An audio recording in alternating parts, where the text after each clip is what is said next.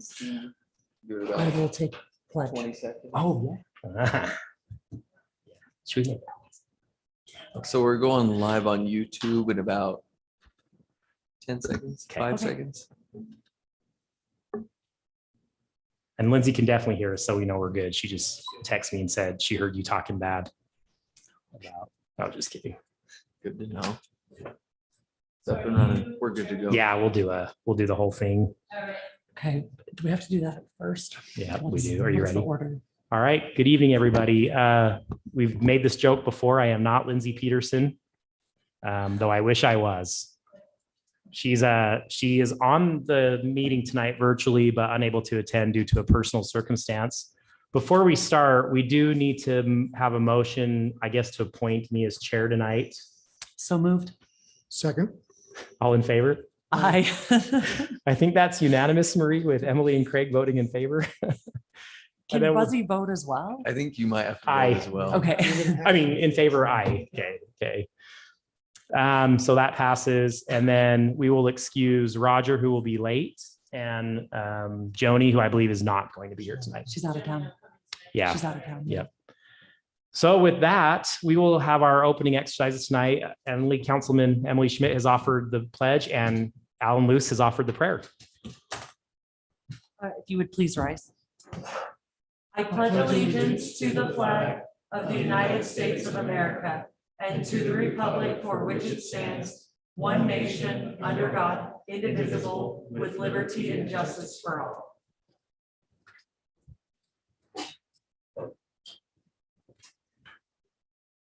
Our Father in heaven, we're so grateful for this evening, for the opportunity to be gathered together as citizens and council members of the community. We're grateful for this country which we live in, for this wonderful city, and the opportunity to participate in the affairs of the community. We ask that you to please bless us with thy guidance throughout this evening. And these things we pray for and ask thee for in the name of thy son, Jesus Christ. Amen. Amen. Thanks, Emily. Thanks, Alan, especially without advance notice, Alan. Alan, any changes to the agenda tonight? No, a couple of the items might be very brief because we're missing some content. We had our emails down this afternoon, but that would just be item number 3. Okay. But I'd just leave it on the agenda and I can give an update on that. Okay, on that note, I will So entertain a moved. motion. Motion to approve agenda. So moved by Emily, Second. second by Craig. All in favor? Aye. Any opposed? Unanimous. Marie, agenda is adopted. Let's see. Do we have any minutes, Marie? Yeah, recess from May 4th, RDA regular closed session. Any changes from the council? If not, I'm wondering if we need a table just because we're so small. I would rather approve minutes when we have everybody here, but I don't know if that's. that a motion? Okay. Motion to table, second. What do you? I have no okay. additions. I thought they were fine. Okay. Second, Craig. Sounds like there's a motion to table. Motion to Second. table.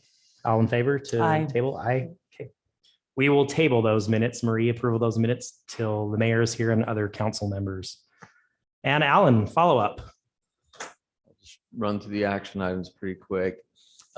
Civic Center, the mayor prepared a survey that went out regarding the community center, which is the addition to the library and the library itself, that went out to the public these past few weeks. We're getting responses on that, and I imagine next meeting we'll have a report on that, just a status update. You can see the pipe out here. That's for piping the canal. That will take place as soon as water's out of the canal, which is usually around the 2nd to 3rd week of October. And that's when we plan on piping that canal and starting a lot of that process, which that will be where the parking lot of the new city office is located. So a lot of progress there. Garbage RFP, those are due this Friday, I believe, from the private entities bidding for RFP.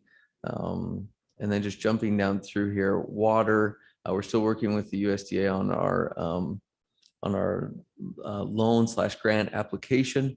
We'll probably hear back on that in November. We start digging our new well in October. That comes out of a slightly different funding source. How long will that take to dig? Takes about 2 months, Okay. just under 2 months. But then obviously that's just the hole in the ground, and then you have to equip the well with the motor, the well, the pump. And so that will be the following 3 to 4 months, and build a well house as well.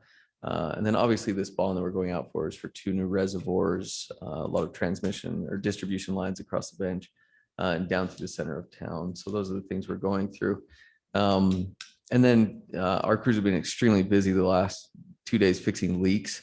We had a couple of leaks, and hats off to them. They figured out an innovative way to fix one of them on 18th North. So kudos to that crew that spent late hours and early morning hours last night and this morning to fix that and get that up and running.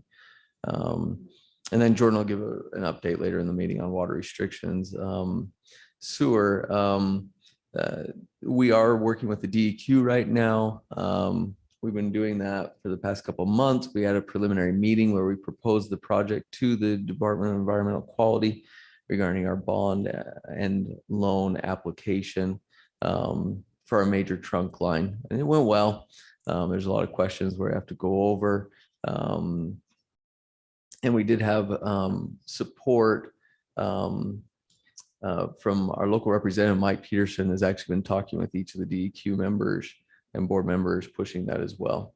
So that is going well, and hopefully we can get that funding in the next couple of months and secure that. Going down through here, fog seal, that will be this Sunday.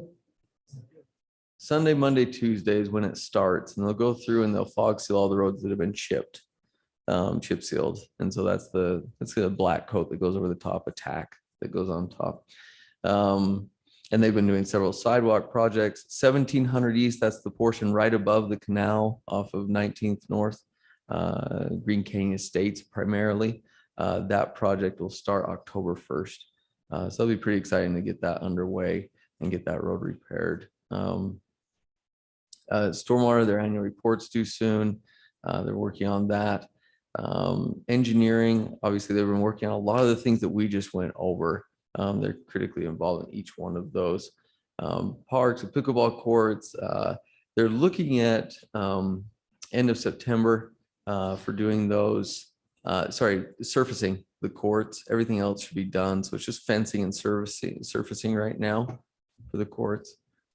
And we should be able to wrap that up around that time, early October, end of September. And Elk Ridge East will start some construction at that point on landscaping.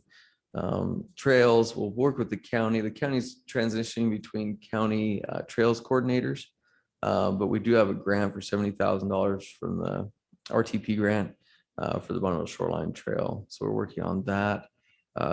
Recreation, they're extremely busy. Soccer's wrapping up right now. They'll start flag football, and they start registration for all the other events over the winter.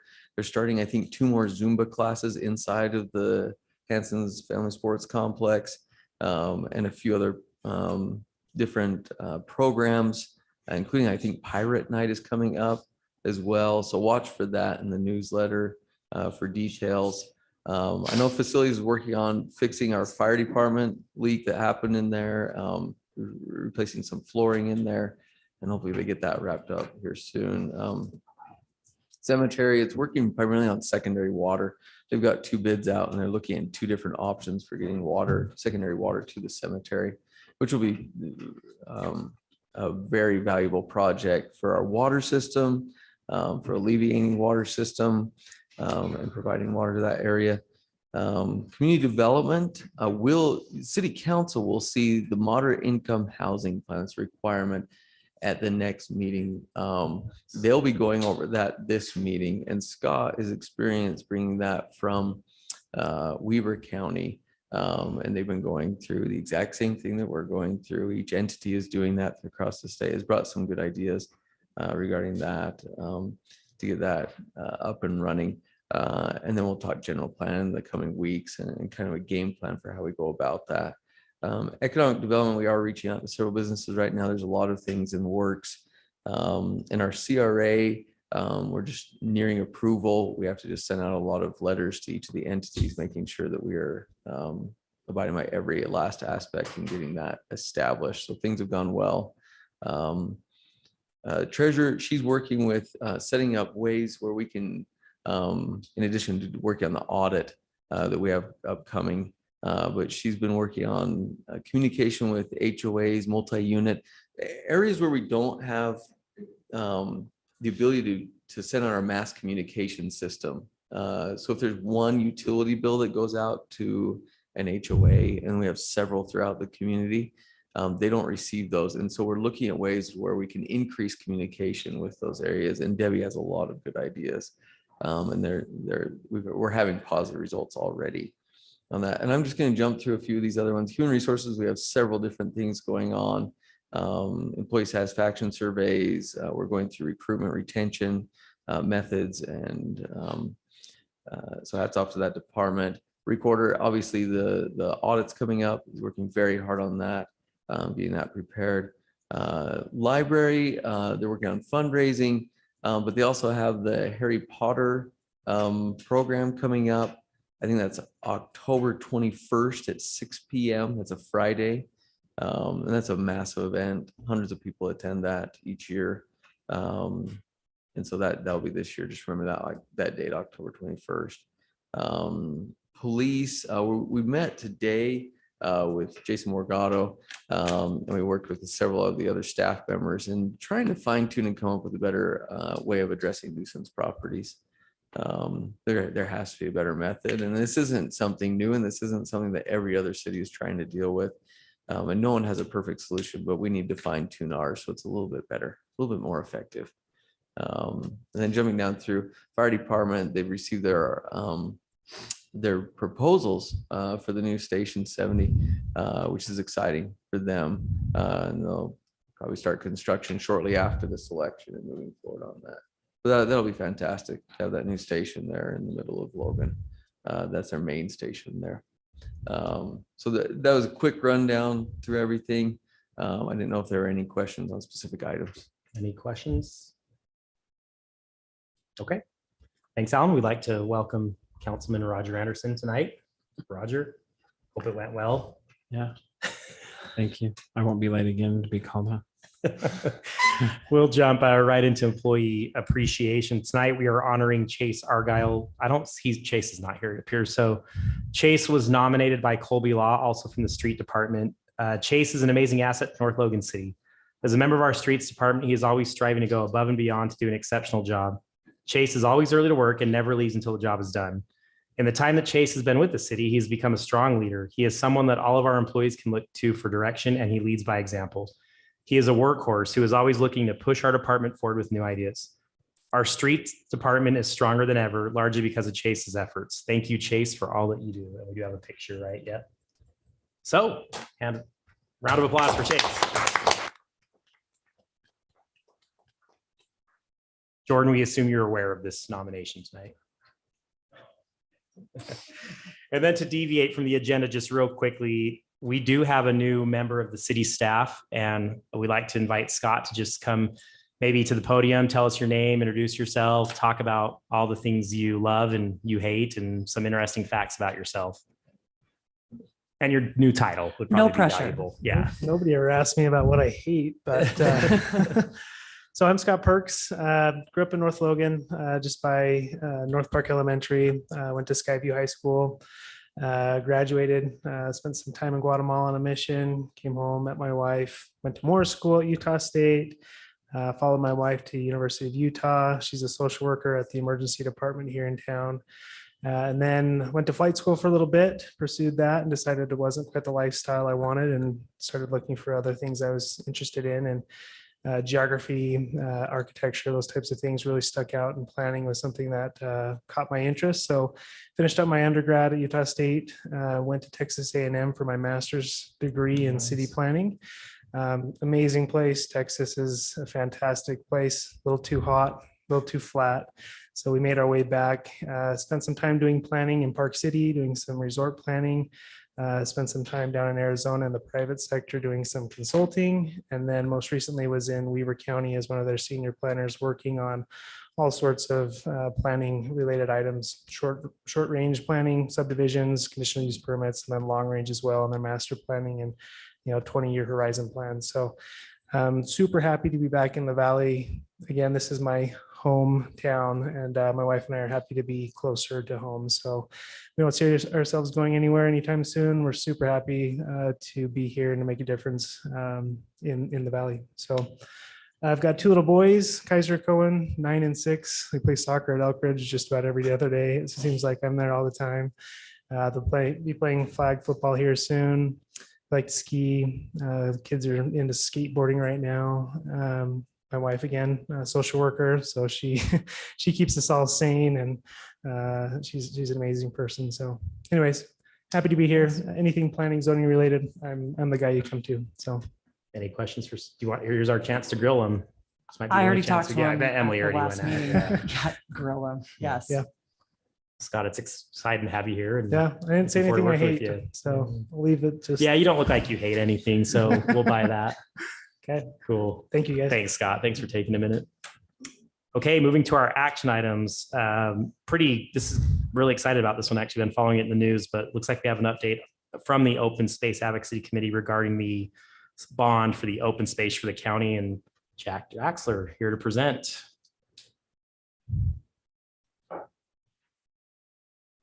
Well, thank you, Mr. Chair, and thank you for the time to be able to come and discuss with you what we've worked on very, very hard for several months now, which is a bond issue to be placed on the November 8th ballot for the citizens to decide if they would support a $20 million bond devoted to preserving several different kinds of open space. With your meeting materials, you should have been given a summary sheet. Is that right, Alan? Yes, the one on the board, and then there's also another one that's been distributed by Cache County. Excellent. So, and then I decided to share with you when a bond issue goes on the ballot, the county clerk sends out a pro and con statement prior to the election for the information of the voters. I'm going to share that with you.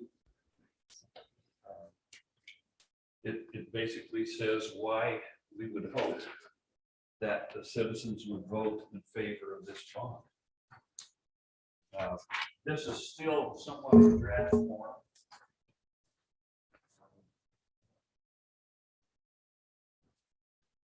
And you can see at the top, we have the cacheopenspace.org website, and that is being developed right now. It's up in its brief form right now. Previously, we did our survey on that website, where we surveyed 1,000 voters, random sample of voters in the county regarding how they would feel about open space. The results of that came back extremely positive. Even for us who are advocates of this, we were surprised how positive. About 80% of the people said they valued those different kinds of open space that are listed here and listed in the statement. The goal is to protect scenic vistas, open lands near the valley gateways, add trails and trail connectivity, and maintain agriculture, waterways, and wildlife. Right off the top, the most frequent question I've been given on this is there anything mandatory in it? And there is absolutely nothing mandatory about this. This would only deal with willing landowners and people who are wanting to preserve various kinds of land. It's important to also note that at this point, we aren't the county. Some people have been concerned that we're presenting ourselves as Cache County. We're not. We're just a group of individuals who've worked together because we've seen the pace of development in the valley, and we're concerned. And that's what we learned from our survey, is that at least 80% of the people in the valley are also concerned. The second question in our survey was the key, and that is, would you be willing to pay a little extra in your property taxes to pay back a $20 million bond? And that was also answered with 80% positive response, which also surprised me because, you know that there are some people that I don't care whether it's $1 or $1,000. I don't want to pay one more cent of tax. And I understand that. But 80% of the people said that they would. Now, a $20 million bond would raise the property taxes of the median priced home in the valley by a little over $2 a month. So that let's see, what's the number? $26.85 a year is what it would take for the average household in extra property tax. Now, if your home is bigger than that, it would be a little more than that. And if your home is below the median value, it'd be a little less than that. Again, the response was overwhelming. Yeah, we'd do it. And this is really interesting because I'm by profession a real estate appraiser, and I've seen values explode in our market in the last 4 or 5 years. And the growth that we're experiencing is significant. This is another thing we want to stress, is that we are not anti-growth. We realize our valley will grow and needs to grow. We are not anti-development. We're convinced that we can do both intelligently. We can have intelligent growth, we can have affordable housing, and we can have open space. We realize that we can't preserve every bit of open space in this valley, but what our goal would be to preserve the gems or the diamonds, the parcels that are particularly important to most of our people. As we've talked to people, as you come in from Sardine Canyon from the south, that view is one that's iconic. We all love that view, and we all love to see the green and the valley open up and the mountains beyond. Also coming from the west, same thing. We see the valley and the mountains, and from the north. We realize with $20 million in the price of land, we can't buy large chunks of land. What we would hope to do would be strategic parcels, and most likely in the form of conservation easements, which is where a willing landowner actually provides some of the value of his land as a donation, and then is reimbursed for the rest based on a current market value appraisal. And that land is then placed in perpetuity to be preserved. The program would be administered by an open space board that would be appointed by the county council. Again, in getting this on the ballot, we've worked very closely with the county council, and they've asked some really good questions and some tough questions, and as they should. But they've been very good to work with, and they ultimately voted 6-1 to place this issue on the ballot. So an open space board would be appointed by them, representing all the sectors: agriculture, trails, developers, realtors, land conservation people, who would then evaluate projects and recommend back to the county council those that they thought were worthy of trying to spend some of this $20 million.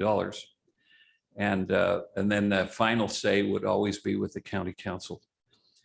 That's another question that's been asked, and that is, does this take any authority, or does this usurp anything from the county council? And it absolutely does not. We've been endorsed by the Farm Bureau. They favor this. We've been endorsed by the Bear River Land Conservancy. We are planning to go to every city, just as we are tonight. and to answer questions. It's important, very important to me that it pass, of course, but it's even more important that people understand what they're voting on. And so our whole goal is to try to educate the public, make sure they understand what they're voting on. And then I can live with the result if they know what they're voting on. That's why we're here tonight. So I'd like to give you the chance to ask me any questions you might have. We would hope that as your constituents ask you about this, that you can help inform them. You can advocate for, against, or be neutral. That's up to you. But we really want people to understand what they're voting on. So do you have any questions for me? Yeah, I got a couple, just real quick. So are you actually purchasing the property, or are you purchasing developmental rights and it retains with the original owner? And if so, who will retain ownership? Then also who pays taxes or operates the land? Okay. If it's a conservation easement, it's a piece of the land. For example, it might be a piece, an acre deep or a half acre deep along the highway at the south end, so that we can maintain that green belt as you come into the valley. The property owner, again, voluntarily says, I want to keep this in agricultural production. And so the process is that you have an appraisal of the property, Okay. fair market value. Typically with a conservation easement, the owner donates anywhere from 10 to 20% of that because they want to keep it in agricultural production. It's still under their control. Public typically does have access so that we could possibly put a trail. If you've been to Jackson Hole and see that trail all the way up through Jackson Hole up to the Moose Mhm. Junction in Teton Park, that's amazing. That's a goal maybe someday for us. Same thing up in Garden City to a smaller degree. Garden City's done a nice job with their little trail on the east side of the road. I think all the way from the marina down to Pickleville. And so that's kind of an example, Craig. Sure. Then the balance, let's say the owner donates 10%, then the balance comes in from our bond and also monies that we can leverage. There are a lot of state and federal monies available if the local county contributes. And we think, and there are also quite a few nonprofits like the Nature Conservancy. We don't want anything to do with the Sierra Club. Sorry, Sierra Club, but we want to deal with the Public Land Trust and the Land Conservancy. They have proven over the years to be very level-headed, good partners. Does that answer your question? Mhm. Yep. Another quick question I have is, obviously, as this committee was created, do they already have people that were part of the original committee do we already have willing landowners that we have identified? Meaning, obviously I can see that, yeah, but I guess ultimately some of those gems that you talked about, is there already people that are willing, but just the funds aren't there? Yes. Without disclosing where, obviously, but. You bet. And I can even disclose one. There's a gentleman who owns some acreage on the highway between the Y at the south end of Logan and on the Hiram Highway.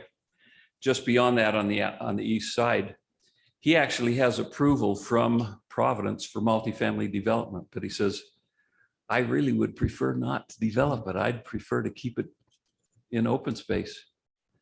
And so he would be an example of someone who would come to this board and say, okay, what can we do? And yeah, so there are parcels. Most of it would be people who come to us, but this board may go to others and say, hey, we've got this parcel and this parcel. With your parcel, we could connect. Would you be interested? And if they aren't, we just say, okay, fine. It's their property, it's their right. But most of them would be proposals that would come to this board. Maybe just to elaborate on that. So that using that example in Providence, where maybe that piece of land you could argue could be better for development, or how's the board using that criteria to measure what really qualifies for a diamond? That's a Diamond. great question. We have what's called a modified LISA system called the Land Evaluation and Site Assessment, where you gauge the green space value, the view value, the agricultural preservation value. It's a criteria that has been very successfully used in other places, and you rank it. What's nice about this system is that you get away from the good old boys club or from the brother-in-law club with this approach. In other words, if you have an objective criteria to gauge it by, and then again, I would expect that the county council would be very interested in that LISA score. Would the cities need to come up with a new zone through their planning and zoning for those parcels That was my. to zone them appropriately where they're not going to be developable? That's a good question. I think it would be up to the city. Just because something is zoned a certain way doesn't mean it has to be used that way, but a city may say, in the example I gave, they may say, well, let's revert this zoning back to agriculture then, Or if something? you don't want to develop it with multifamily. Or they may say, no, we'll just, let's leave it how it is. That's a key question we can explore, but I do want to know in one area when there was a conservation easement proposed. We worked with the property owners. We preserved some access for a future road, but it was in the best interest of the city to work with them to create that conservation easement that they did on their own. However, the zoning didn't come into play in that. And so Oh, regardless of the property, it just has to remain the use as agriculture, regardless of the zoning underneath that. Right. One random question for you, and sorry, this is a really dumb question, but would cities be eligible for a certain types of applications, meaning for grants, if we were looking at expanding the Bonneville Shoreline Trail or anything along those lines through an open space, would the cities be eligible for application? I would expect that a city could come to this board and say, here's our proposal. We'd like, trail connectivity is a big thing here. We have segments of trails around the valley. And if a city went to this board and said, we would like to pursue the connectivity of this section and this section, would the board recommend to the council that certain funds be used for that? And they could apply. And again, it would be ranked and judged accordingly. And if the board felt it was worth proposing to the county council, then the council could decide, yeah, that's a good use of the money. So I don't know that it would be a grant necessarily, Alan, but it would be an approved usage. And as you know, there are often, and you mentioned in your introductory remarks, a grant for a trail, if I remember. Mhm. So that's the nice thing. We can leverage this 20 million into many more millions if we use it right and if we combine it with some of these other sources. So If it is approved, what is your estimated time to start accepting applications we would or expect proposals? right after the first of the year. It'll take the county council between the election and the end of the year, I'm sure, to structure this board. Okay. It would be similar to the RAPS tax board. It would operate in a very similar way. It wouldn't have necessarily the same people on it, but it would take applications, evaluate them, and recommend. And I would think soon after the first year we could start. Or they could start. I'm not sure I even want to be on that committee, but because we've been working pretty hard. And our group, I prefer to call it a group, because when we say we're an open space committee, it sounds like somebody appointed us, and nobody did. We just got together. The county council didn't, the county executive did not. It was just a group of people that got together, and somebody emailed me and said, hey, we got this group together. Would you be interested in coming and observing? And I said, yeah. So I showed up and they said, well, why don't you be our chairman? And I said, only if I get a couple of co-chairs. And I have a couple of amazing co-chairs, Eric Elison and Steve Daniels. Steve Daniels from Hyde Park, Eric's from Logan. And they've been marvelous, absolutely. And all the people have, like I say, we've had people come to those meetings from every walk of life you can think of. One other quick question regarding that, and you did mention the scoring method, the LISA scoring method for projects. It takes some of the human component out of it. I know with some of the other grants that the county administers, as the cities apply for those and they go through them, they become a little bit more of a ranking or objective in nature. Not that they weren't objective before, but they're more objective at this point, so that they have to go through and they meet certain criteria, so that it's not the good old boys, as you mentioned beforehand, which has worked out well. And I do appreciate that. One thing that I would recommend, and this is nothing that should be a requirement, but looking through this, is that when cities make a request, you could put a stipulation in there that if they haven't completed or they haven't started the previous request, that they're not eligible to file for another request. North Logan, historically over the past 20 years, we've always had our previous project completed or at least started and well on its way before we've requested additional funds. That's great. However, advice. several other entities have been 7-8 years behind on their projects and they're still requesting, still being allocated those funds. Yeah, I just great think point. if it's possible, I would build something in there. Yeah, that I think does that. that's a great point. You know, when I served in the legislature for 10 years, we always appreciated people who came to the various committees requesting funding, who told us what they had done with the previous funding and how well they had used it. And like you say, if those who didn't say much about the previous funding weren't smiled upon as fondly as those who said, hey, we appreciated your last budget and here's what we did with it. And here's what we would propose now for the future. That's great advice. So I appreciate your time. I hope you'll look over the materials. I would encourage you to maybe put information on the open space bond in the city newsletter so that the citizens know. The city can take a position. I know, like when we were voting on the Water Conservancy District, some cities took positions and said, we're in favor of this. I'll leave that up to you. You can do that. You can simply disseminate information. I hope you don't oppose it, though. Do you know if any other cities you visited have took a position on it? You don't have to name names, but obviously, yeah, when they come and present, sometimes they'll say, well, we have these four. I mean, Not yet.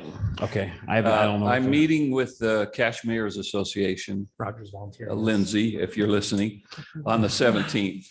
She's And listening. We'll request the mayors of each community to go back and discuss it with their council. And then we hope to present to each council or almost every council, just like we are tonight.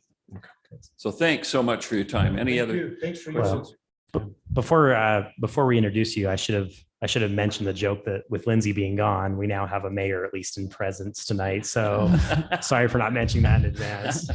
Well, I'll tell you what, I know. it was a pleasure. That's no dig on Mayor Peterson, of course. It was a pleasure to serve this city as mayor, and that's been 20 years since my term ended. It ended in 2002. That's crazy. I won't tell you how old I was.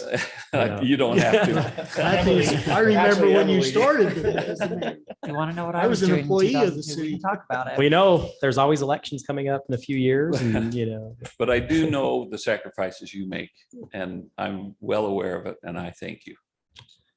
thank you. Thanks for educating us. Let's see, are we going to attempt item number 3? I can just give a quick update. And again, it was short notice, the city attorney, we're going over this. And maybe I can explain what this is. This is basically, if you pull this up, sorry. What is this? This came from the Bear River Health Department. The new director of the Bear River Health Department, Jordan Mathis, he brought this before everyone. and said he would like to provide this as a service. And what it is it's an opportunity for entities, cities within the valley or other entities like the Cache Valley Transit District or anyone else. If they have an employee grievance, then they can take them, if the city's off, they can take this before this board, which is made up kind of ad hoc. They put together separate members from each of the entities to come and serve on that board and apply or use that as a forum for the employee to go and file an appeal or a grievance before them, sort of an objective third party. And looking at this, a lot of cities said, yeah, this is a great idea. It works out really well to provide a really objective approach for consideration of a grievance by an employee. The only issue is in North Logan City, we're an at-will employer, meaning cities don't have, our city doesn't have a grievance policy. We used to, but we don't anymore. The reason we did that was a myriad of reasons. We went over it with the employees and out surveys, we went over everything. And what we did several years ago, or 2 years ago, when we changed the employee handbook, is we invested basically more in the employees. We said, hey, let's get employees where they need to be. Let's start pushing them to where they need to be, climbing a ladder, getting up. And then if the employees don't want to achieve those types of items or move that direction, or if they're just really not performing, it's an at-will employer and they can be let go at that time. So there's more of a carrot and stick type method to North Logan City, and it seemed to work really well. In fact, in the past 2 years, we've just seen a lot of progress in a lot of the employees, and we really haven't seen anybody be let go for these types of reasons. So North Logan's a little bit unique in that regard, though. Not many cities are that way, but our employee policies are set up that way. So this wouldn't really work for North Logan City right now. It could. It doesn't say we can't have agreements or this board couldn't consider agreements.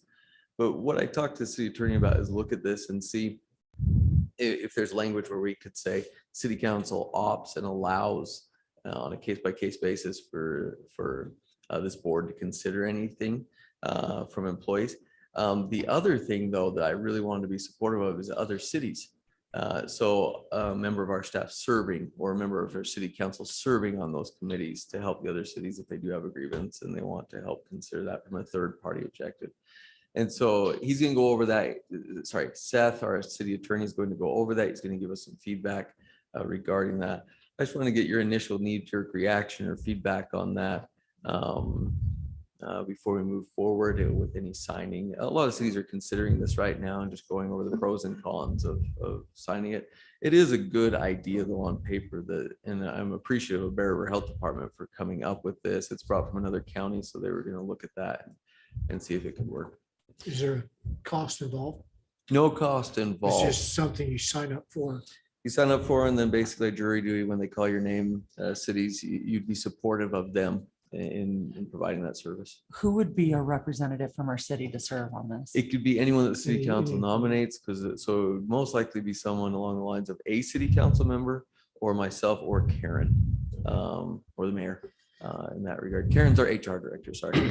So I've served on 2 grievance councils like this, one at the county and one at Logan City. Each department in those cases puts forth a name, a recommendation of somebody to sit on that from that department. Multiple cities, so that may be a little bit different. There may be a nomination from each city to sit on that as an employee. But I do think it's important to have something in place like this to give due regard to an employee that does have some disciplinary action. One comment I would make, and obviously this isn't, exploratory thing. One thing in HR that is dangerous for a lawsuit is if we sit there and have one employee that says, we as a council say, it's okay for this employee to go through this process, but 2 employees before that did not have that, then you have a lawsuit. Yep. So that's where, if you're going to adopt it, then it's available for every employee, because what they'll teach you in HR basic 101, what you do for one, you do for all. So if you're going to accept this, you don't say, well, we're going to let you do it because this was, whatever. So whatever is decided, I'm just saying, and it's like you say, Seth's looking at the legality from, and you may want to talk really deep into HR thing. I think it's great, but But also, yeah, I think if you have a great corrective action process in your handbook and it's evenly applied as you as a city leader and as HR director, you may not need this because that's what it's called. It's called corrective action. We're not expecting you. It shouldn't be a surprise when we sit down from you. We should never do an at-will firing. It shouldn't be a surprise where you're let go.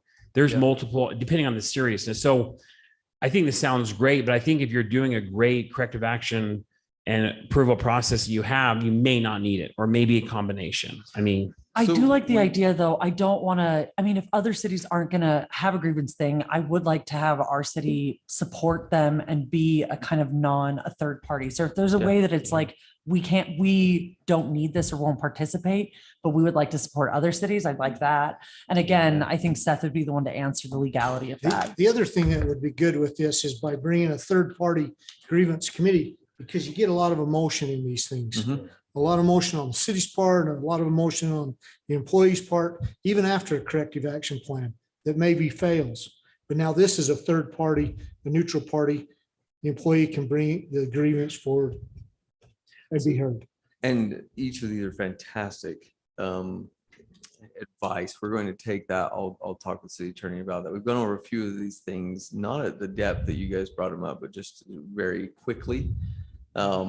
And so we'll look at each of those and bring them up. as it also an makes idea. your department heads do their job, because when I call up HR before I get permission to write up, they'll look at me and say, well, you did a bad job. So guess what? You get to work with this employee. So if they know that every employee could have that opportunity, then you're going to do your job with your verbals and your writtens or whatever. So we don't course. have verbals or writtens anymore. It's just a corrective action plan when we get to whatever that. your thing is, So- so No. is that too harsh? I The mean, do we city need a- attorney didn't have that in effect. He said, no, if you're like the private sector, that's the way we built it. He said, you just let them go. And so we built into the city employee handbook a corrective action plan policy. So Okay. the first step is always you go to that at the Yeah. discretion of the department head. Roger, I have worked at some pretty dysfunctional places where, Yeah. but I agree with you. And when you're working with functional places, you should never be surprised that you're getting fired. Yeah, it's actually worked out amazingly well up to this point. I'll just point that out. Like we have looked at a couple of corrective action plans across the city and worked with that, and they worked out fantastic up to this point. I'll just put it this way though, the reason that we came up with that is because several years ago, employees were doing things that were illegal, like not just violating our city's policies, but flat out illegal. And the way our employee structure was set up, our employee policies and their employee agreements were set up, we literally could not let them go. We had to just go through that. So while they were being punished legally, we could not do anything. And so Seth basically said that we were very dysfunctional as far as an employee handbook. And so we've kind of revamped that.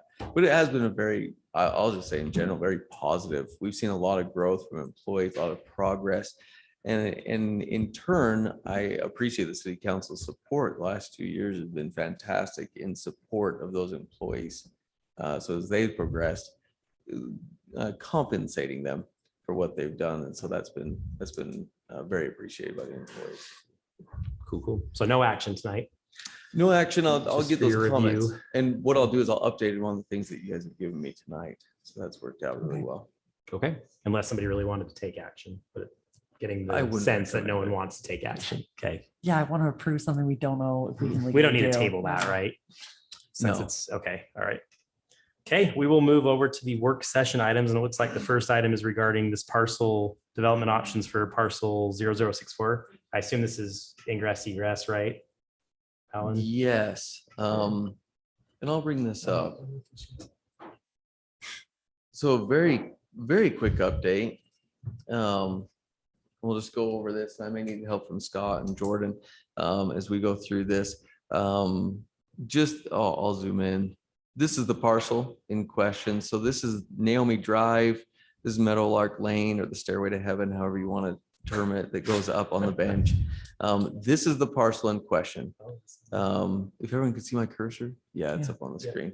0064. It's kind of on a quasi plateau up here. And so just a very quick history, and maybe I'll go a little too quick, so let me know. back in the day, the discussion was this 2350 East that comes from Wildercrest that will tie all the way down to 16th East. This road, the intent was to tie it all the way into the top right here. But as developer after developer came in, we looked at every option and it was extremely cost prohibitive. You had to build 2 bridges to go up here, going up an extremely steep slope that really goes beyond what the city council allows. We've changed that to, I think the city council changed it to 10% or 8% with approval. It can go up to 10% with city council approval, which is coincident with a lot of other cities in the valley. Before then, we have roads that are 15 and 18%, which are ridiculous. That's way too steep for any municipal road to ever be that steep in a city. It's extremely dangerous. It's dangerous for the residents, dangerous for the snow plowers. And we have the only 4-wheel drive snow plow truck in the valley, if that puts it in perspective. And so keeping all those things in mind, the city council thought it would be a good idea to remove that. However, they did put a stipulation that there would have to be an addition to the master plan, which we still need to bring before the city council at some point, a road going north at some point as a secondary access for Meadowlark Lane. A few years later, there was developmental pressure on this lot here to put in 1 lot. So at that time, there's a lot of pressure to put in 1 single home on this parcel. And then there was actually a 20 or 30 lot subdivision that had preliminary approval, but then it expired because it didn't go in. So 30 lots were planned to go in up here on the bench, and that was approved in the early 2000s to go across the bench. That would have been probably devastating for the community, to be honest, to provide services to that, to provide water, something that probably shouldn't have been approved at that time. However, it did expire. And so with all of those things in mind, the city council worked with the property owners, knowing that there were only 1 or 2 homes that were proposed at that time. The city council rezoned this to RE5. So it went to 5-acre. So everything north of Wildercrest, all the way up to these 2 parcels are still RE1. So 1 acre, but everything else is RE5. So 5-acre lots. This parcel right now, they would like to develop 1 lot on that parcel. There's some issues though with gaining access to this lot. So if you look at it from just a zoning perspective, yes, they meet the criteria for zoning. One home on this lot, which would have to be subdivided. Yes, it is 1 lot, but it's not a formal buildable lot right now. So it has to be subdivided so it's a formal buildable lot. One method they could do is do a flag lot method. So coming off of Meadowlark Lane, they would come in with the proper width road, which would be a 20 to 26 foot wide road to come in here and create that flag lot. That's great. That would probably meet all of the code, except for one thing, access. This is longer than 750 feet to that point. So obviously we're not meeting the former and the current city's ingress egress ordinance. Looking at that as well, one thought that came up was if they could come down Naomi Drive. Naomi Drive was a private drive that somehow, some way got turned over to the city. I'll just be blunt. The city accepted that and they never should have. This road is at 18%, so it's extremely steep, comes in. At least the top portion of it though has been built to the appropriate frontage requirements, because we've had each owner that comes in and worked with them as they've come in and they've built to that standard. So we've given them a standard for development, so they at least meet all the city DSTM standards and fire code. Down below, not so much. And so one of the questions is, if conceivably, so they have 1 access here, if they could have another legal access here that meets the DSTM, they technically do, by our current city code, have a secondary access, because this road comes down here, this road would come down here. No matter how close they are coming down through there, and how ironic it is just looking at this map, they still technically meet the ingress egress ordinance. However, that comes back and working with Scott, and it's been fantastic that he has been here. Looking up the code, we looked up the code, went over that. The secondary access has to meet the DSTM. And so looking at Naomi, that brings up another question. Do we kill two birds with one stone? Naomi does not meet current city design standards. It was a private drive when it was installed. It's nearly, like, I think it's probably 20 feet wide, but it's not built to the standard of having curb on each side and having that width or meeting a rural road standard, which is only for existing roads, or an entirely new standard that meets fire code. But those are kind of the key elements here that we keep bringing up or that keep coming to the forefront when we look at this parcel. Keeping in mind, he really wants to develop this. And beforehand, like we said, the standards were a lot more lax. If you come in and you put 30 homes up here, that was probably a high five at that time. They met code and it worked out great. Today, not so much. It's a learning process for the city and enforcing current laws. So the issue is they're going from 30 or probably 5 to 10 in just this area right here to one home. And they want to build that home. They're coming to the city and our response is really black and white. Look at the code and how could they ever meet the code and develop that property. And so from all other standard zoning, everything else, water, Is there they any help water? put in this tank right here. Is there any water pressure? They will have pressure. This is significantly higher than where they are right now. And they helped pay for that tank to provide for these 30 homes through here. So they do have water, they do have sewer. Those wouldn't be a significant issue other than if they built now, they would have to abide by our current tiered water restrictions. The latest water restrictions where I can't remember the exact numbers and Jordan can probably tell me, but they are extreme. Meaning if you go above, I think it's 6,000 or 10,000 gallons, you're gonna be paying thousands of dollars for water in 1 month. Have they spoken to the developers south at all? Because now we've got the situation where we've got a couple of different developers wanting to place homes there. And now it's looking like maybe we should have just kept that master plan road after all of this, because then you're, So that's a fantastic question. That came up in our initial discussions, and people brought that up again. I just remember the cost of this road. And when you ask this developer down here, they love that idea of tying this back in. However, those costs are in the millions of dollars to even just put the road in. And if we don't have any money for roads, but if we did, we would be pumping it into this road right now and not into.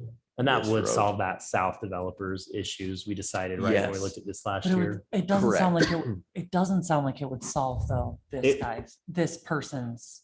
It would, well, if he came to the south, it would be, once that road was in, because you wouldn't be over 30 homes. If the South developer developed it up to there is Yeah. what you're saying? I still think Yeah. we're running into the same issue. And quite frankly, this sounds kind of messy, Oh, it is. like messy enough that. Sorry, what is our goal here? Just to discuss what we're thinking? Is Discuss that what you're sort of the thinking, point? the Okay. temperature gauge of the city council and discussing this, meaning. I'm surprised the developer, is the developer here? Or the person No, they're wants out to of Salt develop? Lake. I just said out of a favor before they actually file an application. Oh, I okay. would bring this before the city council to get a temperature gauge because once they file the application, they're vested and they would come before the city council for.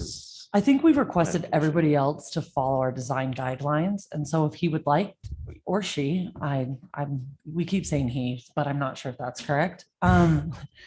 If they would like to develop, I think we should, like, we require everybody else to follow our guidelines, including Naomi Drive. And there's no easement on 48, right? So they'd have to work with the owners of those properties to get access through. There is, he's actually already preserved one through 49 and through Oh. 46 and 48. Oh, okay. Okay, so it is feasible. Now, the city would have to fix a water line that we already have to fix. It goes to the, I think these are the Kitzburgers. Kitzburgers lot. There's a water line that just goes straight up through their lot and ties into here. We would reroute that so it comes down through here and then goes through. This is a PRV right here to reduce the pressure because the pressure is too high from here to here. So it has to drop the pressure right there as it goes through that. I guess the Naomi Drive's not a rural road standard though, right? No, No, So that's a very, very key question that Buzzy just asked. So the only roads that were designated by the rural road standard were existing dead end lanes. And they were 3. So it was 2500 north, 10th east that was already redone, and Cemetery Road. And it was because they were dead end, because they have a limit of the number of lots. It was a way to accommodate and kind of a win-win option for those existing roads. This one's not designated as that. It doesn't mean that the city council couldn't designate it as that. It'd have those stipulations on there. If you did designate it, I would have to recommend a change, a modification, because the rural road standard has a flat curb. So you don't have to provide that stormwater. The stormwater is provided by the swales on the side. This road, if you've ever been up it in a rainstorm, has washed out every side, every aspect of it. It'd have to have a high back curb. So a regular curb, and that's what it has up top. And that's what this owner right here that's putting in his home is putting in, a high back curb. That's to channel the water down the hill and get it into boxes that would then go through the drainage. And I obviously don't know all the history, but I would always kind of going along with Emily's is that if you make an exception here, where have we you always hate to use that word, well, we're going to allow where we've said no, and then they refer to that. So I would say, what's the future implication? I understand. I appreciate one home instead of 30. So there's some positive aspects if we can make it work. Oh, there's positives and negatives galore. Yeah. And that's a And huge it's- positive. I guess we don't even know if he's asking for an exception, though. He could come in and say, yeah, I'm going to connect both and I'm going to bring Naomi Drive up to the standard. If and that's what he wants to that's that. do, I'm not Right. against that at all. Or she, to Emily's point. Yeah. I They don't is know if the it's a correct he or a term. she. Gender This is- neutral? This It's is not the original person that was This going is to build the there, attorney obviously. that's but acting that's as all. the executor Yeah. for the estate. Okay, so Oh. I kind of feel like staying with our rules as they are and not like, and I personally hold firm to that because we have them for a reason. But I mean, if they want to do it, good for them. Now, you're not binding yourself, so I appreciate Emily's comments.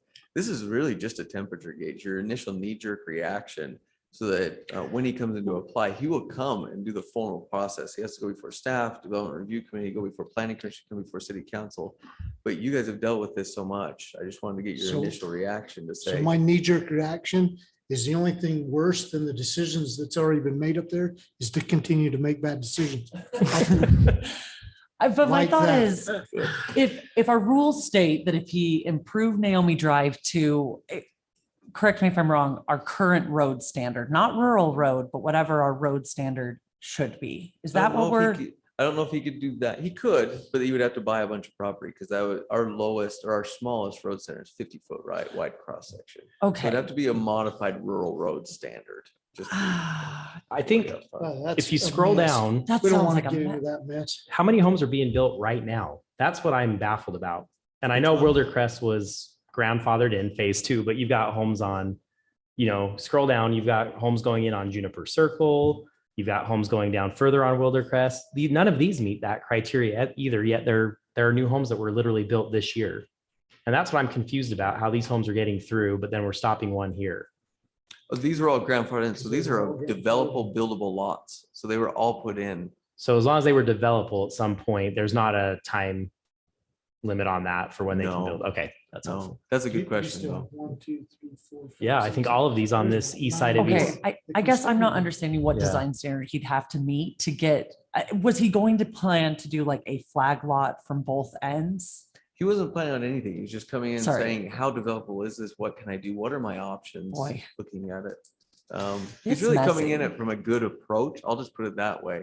Like normally developers would just come in and say, I'm doing this. And how are you going to respond? He's looking Let's for see what he comes feedback in. to say, what are the options? What could we do? Right now, his options though, as far as DSTM, is a 50-foot cross section, which there isn't the right of way. Again, it's a private road turned over to a city road on this road. Or a modified rural road standard. So the same rural road standard, you just have a high back curve as opposed to a flat curve. Man, that's a mess. I'd say Christmas tree farm or a park. Do we need to And the trail through revisit? it. This is a serious question, but we have a couple homes now that are putting in, my mind goes blank. second homes on their same lots, or they're renting out basements now. They think you ADUs. I mean, should we have some policy that says you can't do that either? Because the whole point of this is for safety and protection. But I'm seeing larger growth outside of a single lot, as we go into this area. There's ADUs that are coming in, there's basements being rented out, there's all kinds of stuff that, for the whole purpose that we have this ingress egress rule in place, we're just adding to the same problem. And that's probably a different direction, maybe for a different time, but I mean, our Yeah. moderate income plan does talk about making sure to look into reducing restrictions around ADUs. So that see, we're might going one blow way up- this direction, then we're going the other way this I don't direction. know. And that's, You're being forced on one direction. yeah, we're being forced in both directions, you could argue, but I just struggle to see that we're allowing ADUs in some of these areas, but then we're not allowing a single home to be built. Do you see what I'm saying? It's kind of counterintuitive. It's adding to the problem that we have in either scenario. Fuzzy, I think the main difference is that ADUs have pretty strict conditions around them. They're capped at 1,000 square feet. So you're not having, sneakily people subdividing their lots. And so I don't view those as equal to each other or in conflict with each other. I don't necessarily disagree, Mayor. I think the intent of ingress egress, when we wrote that policy, right, when the planning commission took that up 4 or 5 years ago, I think it was, you and I were Several both there. times we've modified it. It twice. was safety and the number of people traveling on a road. And all I'm saying is that we still have that problem. So this is a great example. If we're putting ADUs in this neighborhood, and I know of at least a few that have gone in the last year, then the whole purpose of why we wrote that code is still being abused is not the right word, because by letter of law, they're within rights, but what's the point of having that if we're just going to add more traffic to those roads that can't already handle ingress? See what I'm saying? Where I'm going with Yeah, that? but how many ADUs have we had? Yeah. I'm not familiar with more than one ADU in this entire area. Let's talk about the ones that came and got permits versus, what's happening, whether it's legal or illegal. But the bottom line is we're adding people to this area, which is counterintuitive to what we meant that design to be. Yeah, and I would say that's a thing. Like, I think I'm with Alan where I don't think that there's a super high volume of ADUs going in, and it's not the same pull on our water system. It's not the same pull on, it's not a typical household. Those ADUs aren't big enough to be, housing a ton of people. Yeah, I mean, I guess I don't see where a single home is any different than that, Mayor, to be quite honest. I mean, a single home isn't necessarily going to have a ton of people in it either, right? It might be the same head count as an ADU, but it's maybe for a different topic, but just pointing out there that I see a little bit of a circumstance where maybe it's a double standard. So I agree as far as this specific lot, there's standards that are in place, and that's where it should be. If they can make it work. Would you ever consider any other? The only reason I bring this up is because the DSTM will probably change significantly in the next 5 years. After the general plans completed, we already know that with roads like 3100 North, the cross section on that is not in our DSTM. It's one that we had to propose, a unique one for the COG application that has the removed path on the north side. So you're going to see a lot more DSTMs that have bike lanes, removed paths, swales that are mandated by the state. We actually are supposed to do a swale unless there is a circumstance why we, or a reason why we don't do that. Meaning a steep slope or some other reason, because you can't do low impact swales on a steep slope. It just washes the dirt and the vegetation away on the swales. But we're actually mandated by the state to do that. So you will have several DSTM updates in the next several years. My question for you is, I'm not forcing you, don't have to say yes or no, but would you ever consider a modified DSTM or modifying the DSTM? For just the specific lot or in general? I guess I'm not It would understanding be the in question. general. It would be a new rural road standard for steep slopes. To allow something like this to be Yeah, built? Is that Depends. it? It all depends on. To make it harder. Yeah. Yeah, sorry, that question has a lot of variables. I Well, feel I'll like. just I'm state, not- I have big problems with the code as it is for, ingress. I think I made it clear. So certainly I'd be in favor of revisiting it and seeing what options we can do, whether it's easier or harder remains to be seen. But I still think the code is not being applied in an evenly way. And I think that's just the way it's written. DSTM is know. just the road cross section. DSTM is not considering anything else. So just the cross sections. Well, as long as they Yeah. take Naomi and call it North Logan Drive since we inherited it, we might as well change the name on it. Change the name, throw some curbs on there. So I think I can just give him a very rough feedback and say, hey, it's a discussion, but there is a very valid concern regarding Naomi Drive. Yeah. Keep in mind though, the Sure. city is going to have to do something with that road long term. I mean, we have I to do was gonna something. with ask so that. many Yeah. roads. It flooded out What- again last year. Where's this road in priority? Oh, it's probably a top 10 on our general fund list or top 5, I would say. On our general fund list. What I mean by that is there's roads that are impact fee eligible. 2300 North, 25 is not. This would definitely not be eligible for Right, impact fees. Yeah. The roads that we've redone or resurfaced in a certain council members' neighborhood are not eligible for impact fees because they're not related to growth. We're not expanding the roads by. What do you mean? Yeah, well, What do you mean Not about sure how my to take area? that. Is that Say, a- say something A more. certain counselor, I don't want to point You out. saying just jump You the don't want to point priority out, list? we'll just look at her. Her road's getting fog sealed on Monday, according to a letter I got from Jordan. It's fine. No, I understand what you mean by impact fees. So Naomi Drive wouldn't count. Naomi No, Lane? not at What is all. Would it? the cemetery road count? Cemetery Road does not count in any It was way. a joke. It was a little inside Wow. joke. But yeah, these, so it'd be a general fund priority. Okay, Other roads, they're all on the list. 1700 East that we're redoing this year is on there. And hats off to the council because they're pushing that ahead. 10th East was one that took 10 years to get that completed. That was one that was not eligible for impact fees. We had to use general fund monies and they're few and far between. We've seen that pool of road fund monies decrease significantly over the past 5 years. So sorry, going back to this, I just occurred to me, you brought up something though, on the rural road standard, we just have flat curbing. We Mhm. might, I mean, this developer could come in and say, I'll pay for all improvements. It's very feasible. So how quickly do we need to get that in place? Because, if he were to come in tomorrow and say, yep, I'll pay for it, get me approved, then we wouldn't be couldn't able use to. To hold him rural road? He 'Cause couldn't use the road- rural road standard on this as it's written right now. We'd have to designate it as a rural road Mhm. and then that standard Yep. would apply. Okay. So we're saying if he did do this, he'd have to actually meet standard road. Yeah, you'd have to bring it requirements. up to a standard. Okay. Right now, it doesn't meet any standard. Gotcha. Okay. That's helpful. So this is very good You feedback never right know on now. that piece of land. I mean, that might be a drop in the bucket for someone to improve that. I'd say So- it's a Luke hold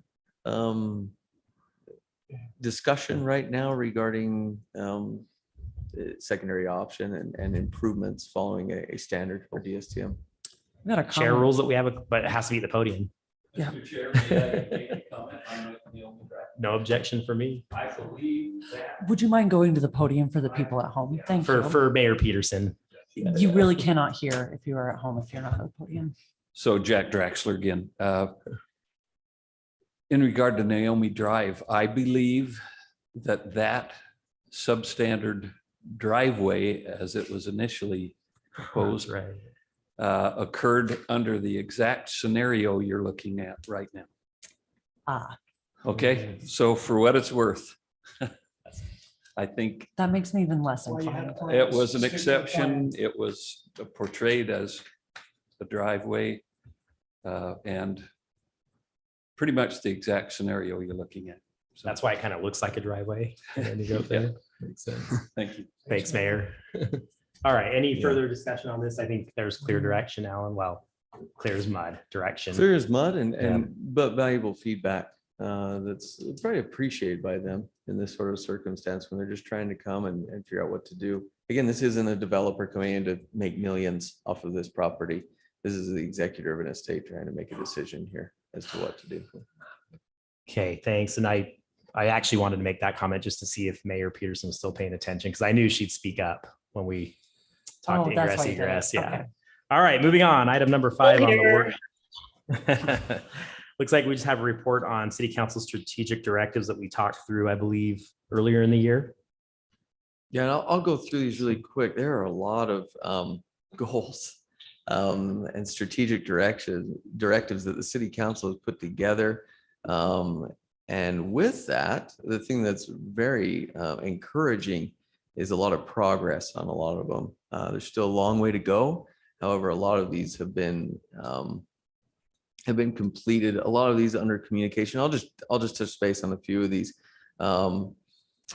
So posting meetings, newsletters, website updates, all of these have been increased significantly. They're posted in multiple locations, and Marie takes care of a lot of that. Even council members have been crucial or vital in spreading information on that. Educational component, that's one where we still need to probably increase. And what I mean by that, a portion of the educational component is things like, did you know campaigns or rumor has it, but more of just an educational campaign. So if someone wants to develop land or to build their home or anything else, what is the process they need to go through? Did people know that we have the most parkland per capita in the state of Utah when they ask about parks? What's the status of certain trails? So things like that. That's where I think we still need a long way to go, is in the educational component. Newsletter, we spoke about this a little bit earlier with Debbie.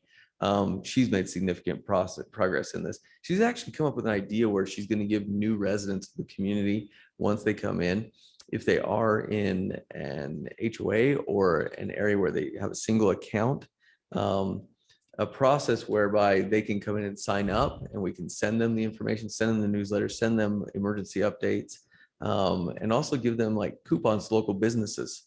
So there's a carrot method to incentivize people to come in and actually sign up for that. The only way they sign up now is when there's a leak on their road, the water gets turned off, and everyone but them receive a notification. And then they say, why didn't I receive a notification? It's because they haven't updated their contact information or contacted the city and given that to them. And so that's a horrible method to get everyone signed up for this, by having water leaks. So we want a better method and a more proactive method. People opting in electronic, yes, that's the method. Making newsletter more accessible. I think Marie's been crucial and vital in that, and sending that out to the community and to the city staff. And bigger sections applying to PC and CC. We can improve in that. The tough thing is, there's kind of a standard from the Planning Commission, City Council. They want the information at least 5 or 6 days in advance. They want to know what's on the agendas. We send out the agendas a month in advance. And so knowing what's going to be on the agendas for a month after that is extremely difficult. But we do make a good stab at it. We say this might be on the city council, so heads up to everyone. But I think the citizenry really appreciate that. What's the, sorry, 14? What does that say? for Yard column B? signs, I put down there, it says we can do this. They want, there's a request to put yard signs in people's yards or in I remember cities. this, yeah. City office and everything else saying, hey, city council meeting tonight. There's probably more effective methods than that. And that is a lot of work, literally, to do that and to say, hey, let's go put up all the yard signs each time. I think there better methods are, one, looking at social media and the website, reaching out via Marie's listserv that she has, where she sends out notices to each of the different individuals. You can sign up for that. And we actually increase significantly. I think that's a lot better method than just putting a sign out in the yard. We can still do that. It's just the other methods, I think, have a higher return. Alan, we've mentioned before that we are updating the website. What's Mhm. the estimated time on that? So we probably update the website about every day or every week. But what we talked about originally is revamping the entire Yeah, website. sorry, redesign. excuse me, I said the wrong word. I meant the revamp. That was a What's request from the previous administration that said, hey, let's just revamp the whole thing. So we started down that path and we started going through it. We hit a lot of roadblocks. And then talking with the current mayor, we just said, well, if it ain't broke, don't fix it. Let's just doll it up. And so the current website is not bad in and of itself.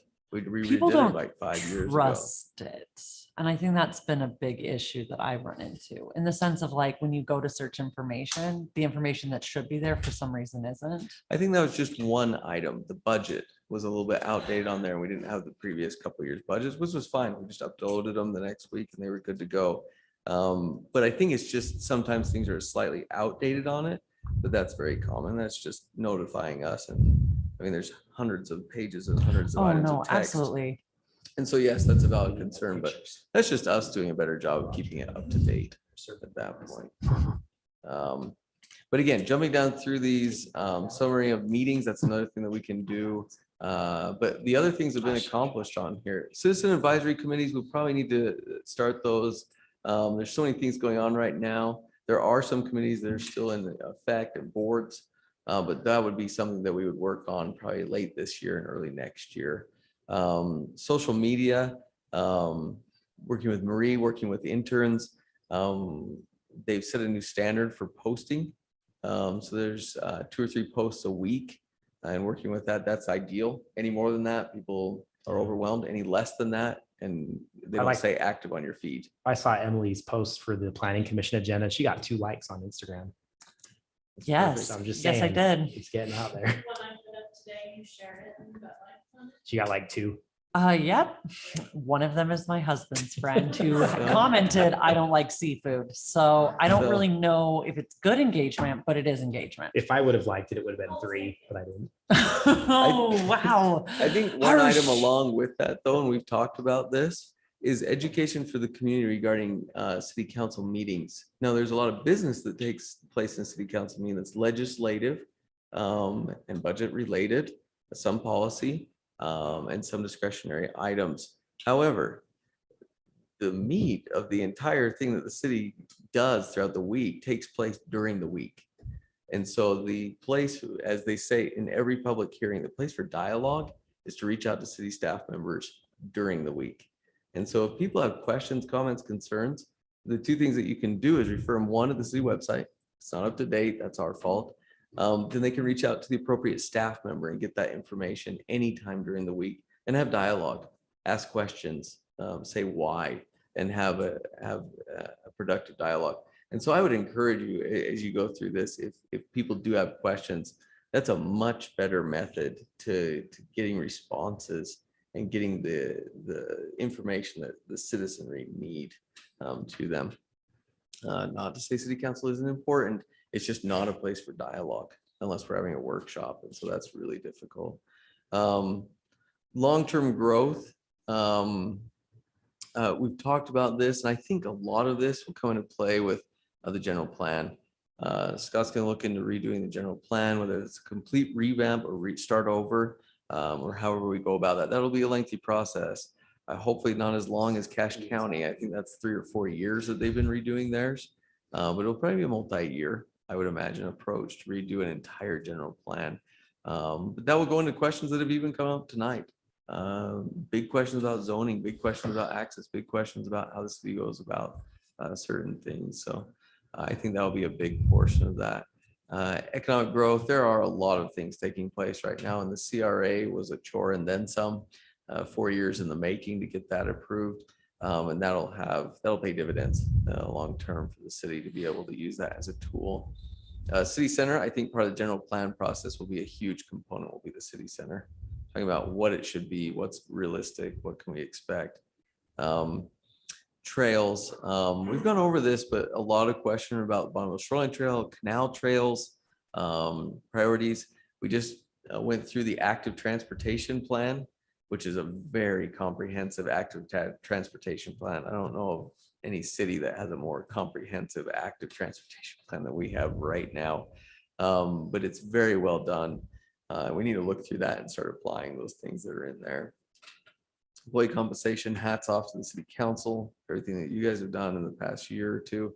It's worked out fantastic for the employee to compensate them, reward them, look at ways.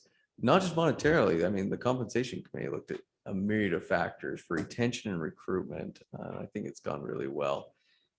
It's amazing when I'll go to conferences for the state, and the city manager will get up and say, We tried this for recruitment, or we tried this for retention. And I kind of laugh because in some ways I felt like we were behind, but then I go to those conferences and I think we're light years ahead of basically just about every city in terms of recruitment methods, retention methods, and things that we're looking at. Doesn't mean there isn't room to improve, but it is alarming when I look at that and I see how far ahead we are in certain areas there. And then just there's a few other items down here. Cemetery, we'll look at Veterans Monument and the master plan. We've worked through that, and then just the committee assignments down below. I jumped through these really fast. You may want to look at them. I put a quick response on some of those items. I didn't know if there were other areas or specific areas you want us to really focus or really keep pushing ahead on to improve. Some of these areas we haven't really fulfilled so far, so we need to push ahead on those. Be nice to get an update from Roger on the trees committee, maybe. Yeah, I would like more Quarterly. updates. Roger? They take a lot of water. We're trying to conserve them. Thank you, Roger. No, I think I knew I don't remember creating that many goals. That's more like a 10-year roadmap right there. Then Surprisingly, though, you're probably halfway or 3/4 way through completing just about all of them. did right Scott now. step in, Scott P, and be like, what, man? we're Yeah, putting he in hasn't work." seen this yet. We didn't Yeah. show him this when we were recruiting him. That's not part of the recruiting method, is show him the long road ahead. Any other questions? That is good. It's I nice will to have see to the admit, progress, if you Alan. guys have any ideas for how to jazz up the agendas, because people claim they have no idea what's going on, and I'm like, I do not know how to make this clear. So if you have any way to make an agenda seem more exciting, please. Yeah. How can you not be excited about regarding developmental options for parcel 04-050-0064? All right, well, It's the stuff I live for. They'll show you something at the Utah League of Cities and Towns, and it's an advertisement for a shoe, a Nike shoe. And they do it the same way a city council would do citing code. You'll enjoy that. It's pretty definitely wanna funny. But there are just state requirements. We have to notice things in a particular manner, a certain way, and it's not very exciting. if there's one other educational item, I don't know if it's somewhere listed. Some people have the opinion that when they get a public hearing for the planning commission, that the city knew about it X number, I don't know, months and months and months before. But once the person has submitted the application, that, you know, like you said, the developmental process, we have the flow chart. How close are we to actually being able to put that like online? So I can Oh, the share it. flow chart? Yeah, like how the process works, because I've People gotten. think that we've known about a public hearing for months before we post it Yeah, on and there. that's not It's accurate. like No. quite the opposite. But I mean, when yeah. I was It's campaigning, 14 there were, days that we've known about Well, that. I- They've satisfied that. I know that, but when I was campaigning, there were people who were like, planning commission is full of people from Logan. And I was like, they have to be from North Logan. It's like one of the rules, but like, there's lots of misconceptions on that one specifically. So it'd be nice to clear some of those up. with the Yeah, cool I'll flow work chart. on that. I'll get that flow chart. All right. We just have to fine tune that and post that. Thank you. Any other comments? If not, I'll channel my inner, this is what I believe Mayor Peterson would say if she were in the room tonight. I think she would say that that's a very impressive list and we're making great progress. And there's a lot of people to thank, much to the city staff for how hard they work on that and among all the other duties. So well done and on and forward on that list. And next year we can design another one. Well said. Okay, moving on. Jordan, are you taking us through water conservation efforts? Bad week to talk about that, by the way. It's like the hottest September of all time. Yeah, do you want to pull that list down? Yeah, sorry. Yeah, it's terrible out there. We're all melting. Yeah, that one. Going to the update list. So kind of to speak to what you're talking about, Buzzy, our water usage is on the same scale as it was in the peak of July. So Doesn't we are surprise me. experiencing significant water usage over the last couple of weeks. So the restrictions being on the 2 day a week are still in place and they will not let up anytime soon. So like looking into October, if this trend continues, we will stay at the very minimum on this 2 day a week. We may even tighten up to a more strict restriction just because our system it's tired. It's worn out. We've had a lot of leaks the last couple of weeks. We're having a lot of communication failures. We're struggling to keep it going. It's going well though. Everything's working, but it's tired. tank cleaning. So every 3 years we have our reservoirs cleaned. So there are divers in them. If you ever hear people call and say, what's the guy doing in the reservoir? They are cleaning them and repairing them. So that's kind of where we're at right now in water use. We're just really hoping for some cool weather Man, and rain. we were going to look at residential next year. Is that right? Yeah, For the- strip. for We the may strip. look into it this winter. We're hoping to get a lot more of we still have heard back from some of the businesses that they are going to make applications this winter. So depending on how many of those actually come in, we may open it up to residential in the spring. Okay. Any questions for Jordan? Yeah, it's kind of curious what was going to happen this week if we were going to run into any issues because it's so abnormal. Yeah, it's just really Yeah. hot. I mean, our usage, like I said, it's right there at the same as it was in middle of July, July 4th, 5th. So It's supposed to rain next week. yeah, fingers crossed. The splash pads just shut off, so that saves us a little bit more water. So yeah, they shut off on Labor Day every year. Good choice. Maybe. I don't know. I'm surprised we haven't gotten a little bit of feedback on how people. It's usually looking not for this hot on relief. Labor Day, Yeah. so. Okay. Thanks, Jordan. You bet. Alan, taking us through the Civic Center. I think just the updates that I mentioned in the beginning, I won't go over this at length. It's just the survey going out and then we'll probably start in the next few weeks on the city office or next month or so. Excellent. All right. We will move on to, we are going to have definitely an executive session tonight. So we'll try to move through reports here quickly, but Lieutenant Olson, anything for us? Sure.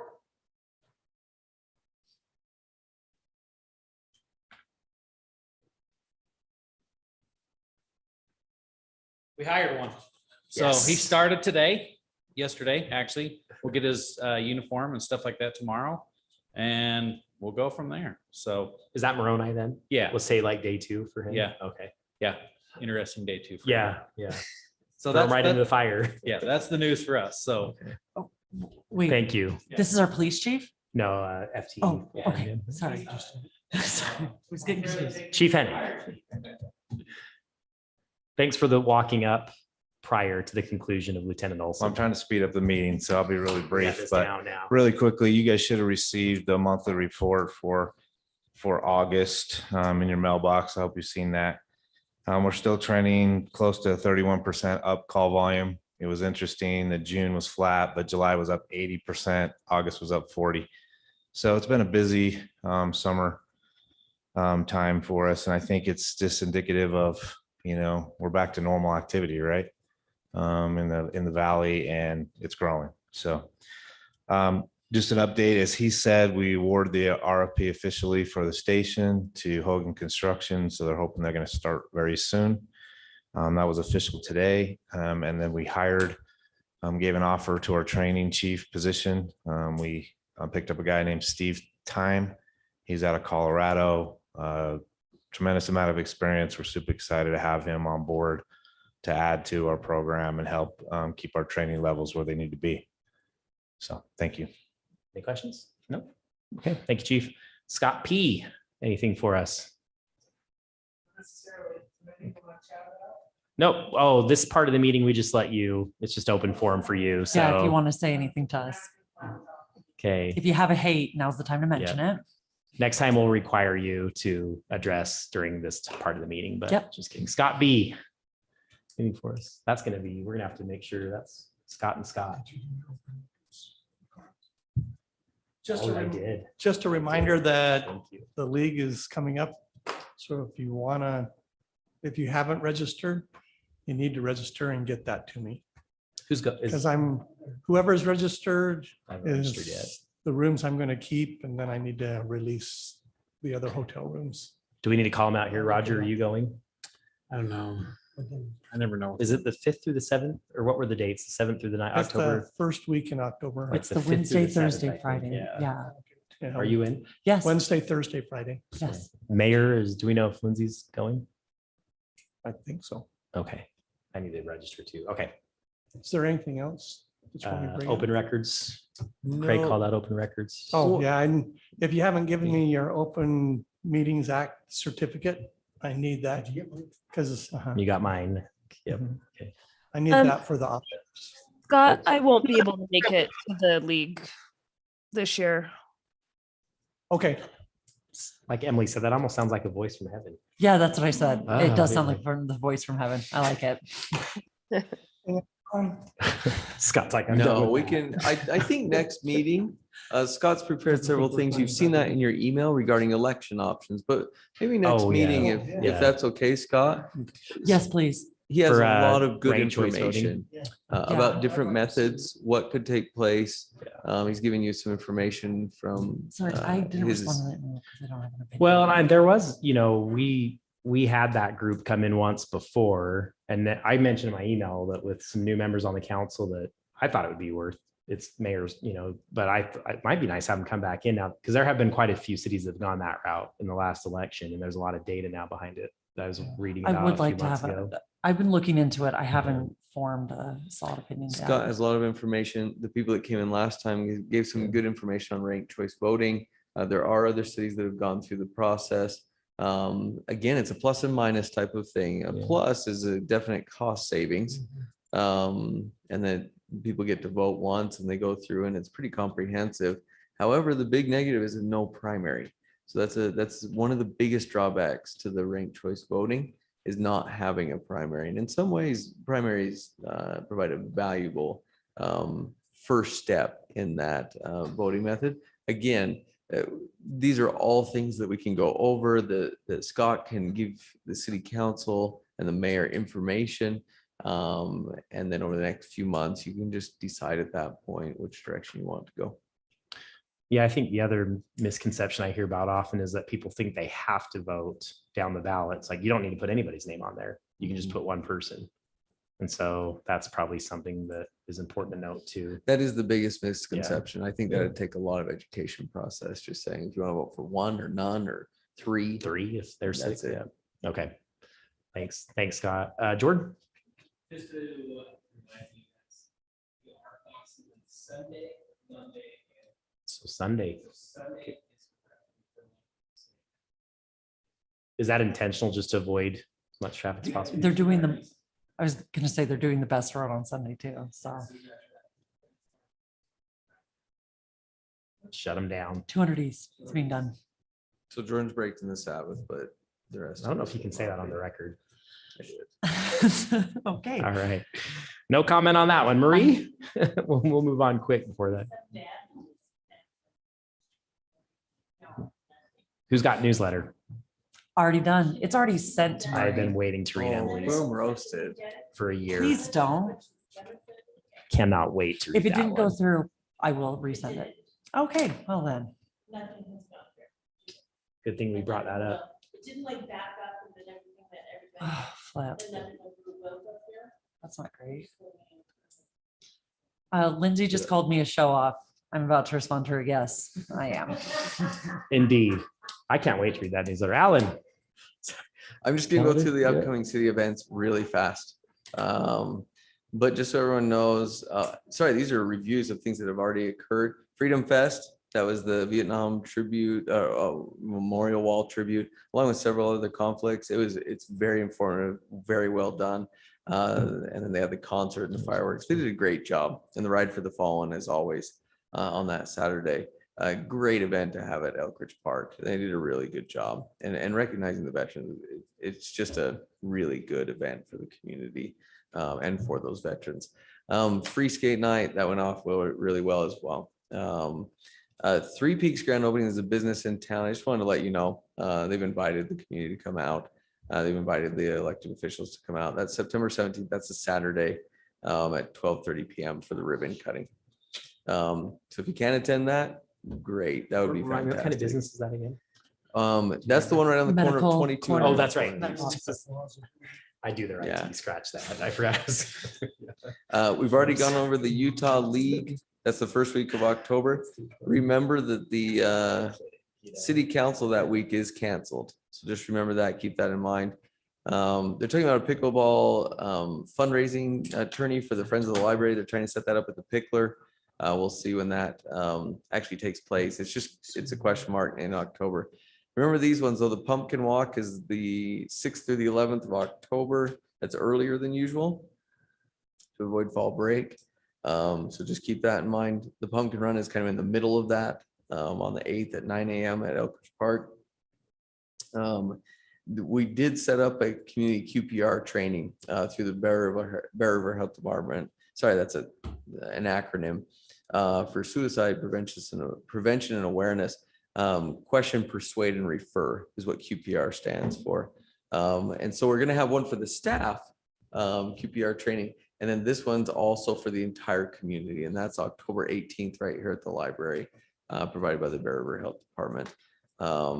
There's the Harry Potter party. That's at the library, maybe Greenville. I'll have to clarify that.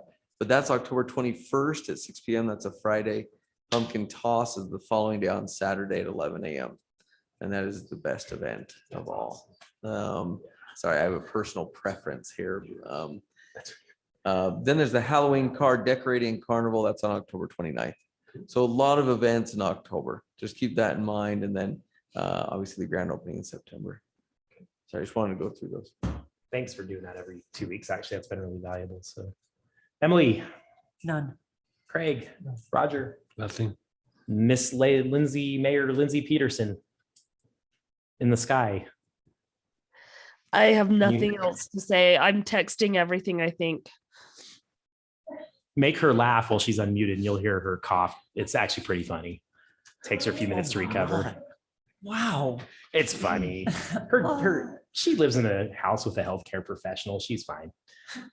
All right. On that note, I will entertain a motion to adjourn and move So to moved. executive session. Second. Okay, Craig,